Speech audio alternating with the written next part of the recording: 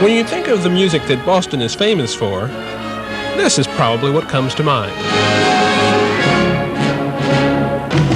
I'm the one who makes it better. But more and more, this is the Boston sound that record companies are tuning into. Local bands perfecting their style and their material on a circuit that has become a springboard for some of rock music's biggest stars. The respect that I get on tour from everybody from promoters to other musicians, just from being from here, that's all. You go, yeah, I'm from Boston. They go, whoa, you know, because it's got clout. When we first recorded Candy Girl and that record came out, we thought that it would just be played in Boston and people here would hear it and everything, but you know, it was a shock to us.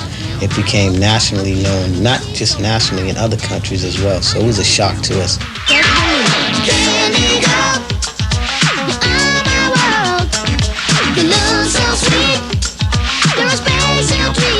I would like to thank my mother, my father, MCA Records, all the radio stations.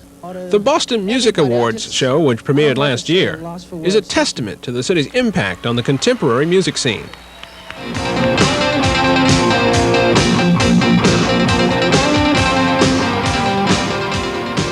On this night, up-and-coming local groups such as Down Avenue, The Liars, and New Man share the same stage with established groups such as Boston, The Cars, and Till Tuesday. Thanks a lot, guys, because I know we couldn't have done it. We couldn't have had any success without being in Boston. One more time.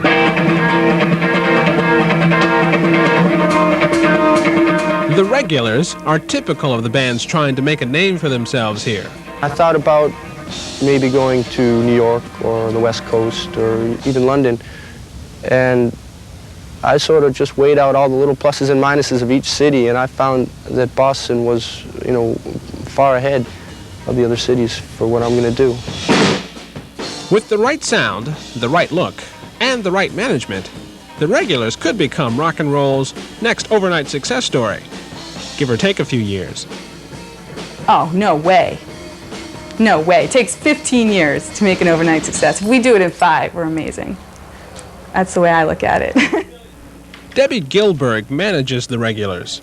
She's new to this game, so for her, the Boston music scene offers a crash course in how to and how not to handle a band of prospective superstars. I've been learning what kind of mistakes I can't afford to make by making them sometimes. Like, you know, you can't afford not to follow up to things, and you can't afford not to like do the research you need to do about what you're getting into.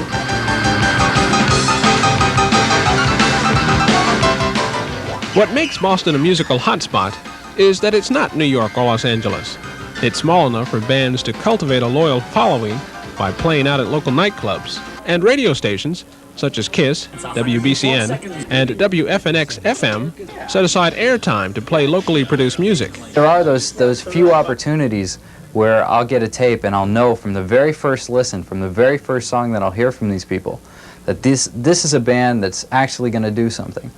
Tracy Chapman is one of those people. The very first time I heard Fast Car, I knew that it was going to do very, very well. You got a fast car. I got a plan to get us out of here. Been working at the convenience store. Managed to save just a little bit of money. To attract the major record labels, most bands start out signing with smaller, lesser-known companies in order to get their music professionally recorded. Jeff Marshall started Monolith Records in Boston about a year ago to capitalize on the demand for new music.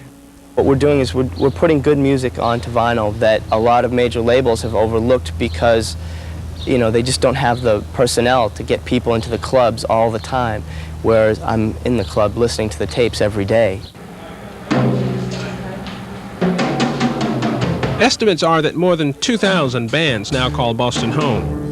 2,000 acts vying for attention and maybe a shot at the big time. It'll come. It's persistence and dedication. That's the name of this game. For the 10 o'clock news, I'm Marcus Jones.